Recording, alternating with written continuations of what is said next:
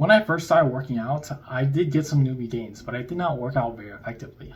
I made a lot of mistakes that could have been avoided if I had been educated better on some of the basics, had a mentor, or if I had committed to the right habits. But as a beginner during COVID, I had to learn a lot about working out along the way. And sometimes I had to learn some things the hard way. In this video, I will be going over 10 mistakes that I made as a beginner in the gym. Mistake number 1 is not tracking your workouts. As a beginner, I started out by doing the One Punch Man challenge, and all I would do is 100 push-ups, 100 sit-ups, and 100 squats.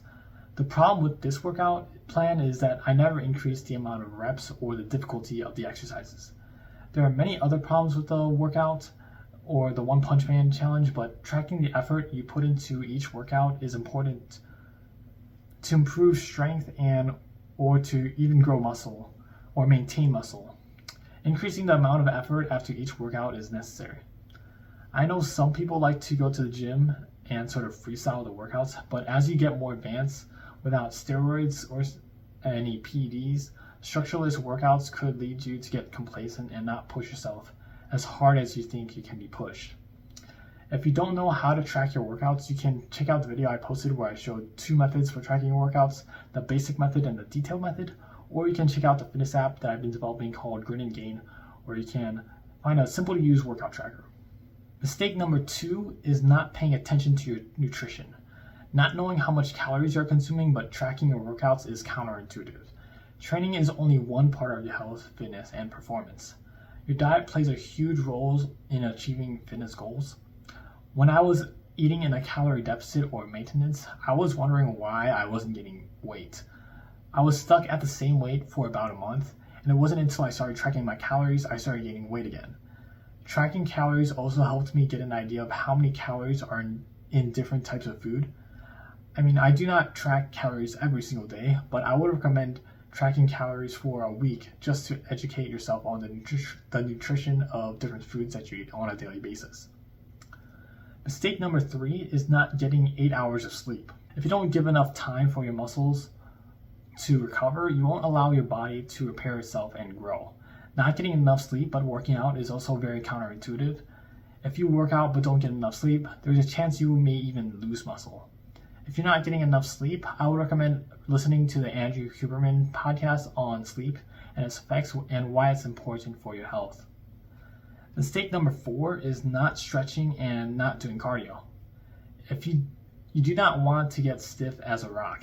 If you do resistance training or strength training, as your muscles grow, you may lose the range of motion of certain muscles or be at greater risk of injury if you don't stretch.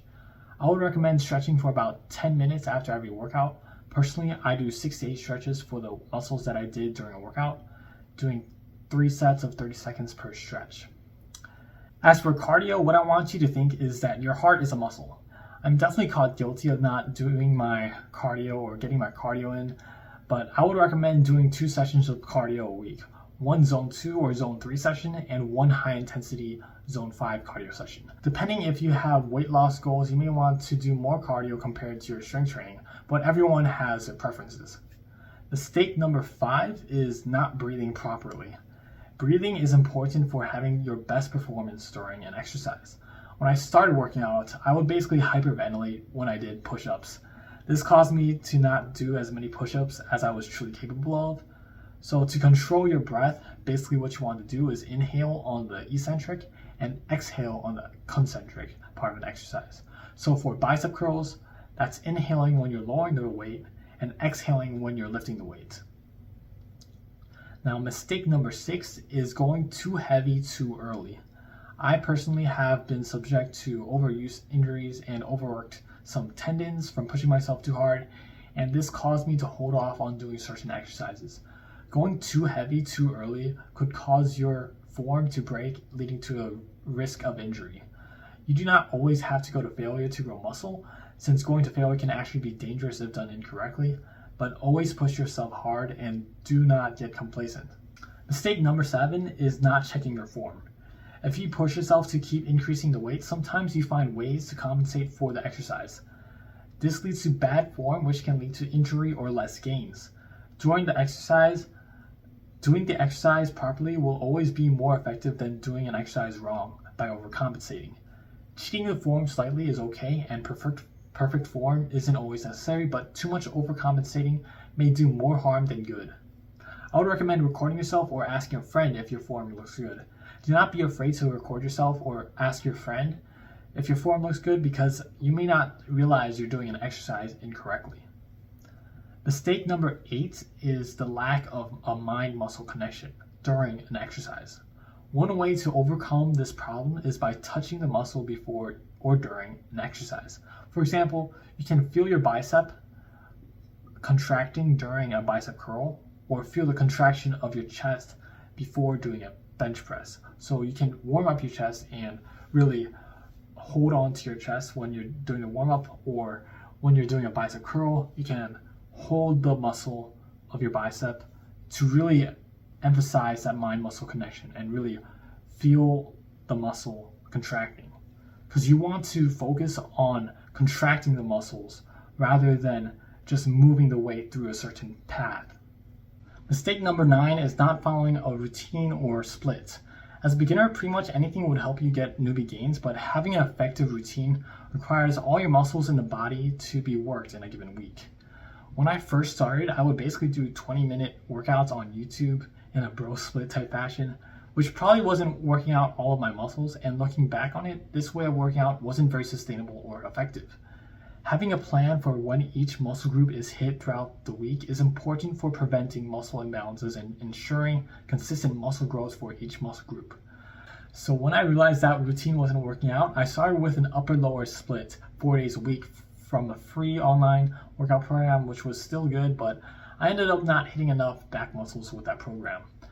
For my current workout routines, I like to organize my program so I'm working my muscles that support each other, which is why I do a push-pull leg split 6 days a week. Overall, your workout split differs by personal preference and lifestyle limitation, but choose a workout split that can work all your muscles effectively and something that you can stick to.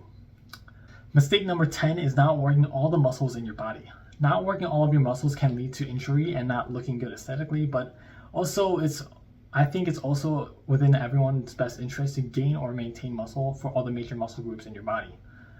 When I did the One Punch Man challenge, there were no back exercises, so if I kept doing that routine for years, I would probably get a big chest and pushing muscles, but a very underdeveloped back and biceps. When you choose or create a workout program for yourself, I would recommend looking at an anatomy chart with the list of all the muscles and checking if there are any weaknesses in your program. You do not need to have the most perfect workout routine when you first start as a beginner, but I would recommend adjusting your workout program over time to ensure all your muscle groups are being worked. Now, those were the 10 mistakes that I made as a beginner. If there were any mistakes that you've made on your fitness journey, feel free to comment them down below. If you want to see more videos like this, don't forget to like and subscribe to support the channel. You can also get early access to the social fitness app that I've been developing, Grin&Gain, by clicking the first link in the description, where you can share and track your workouts. Now, that's all I have for you today. I'll see you guys in the next one.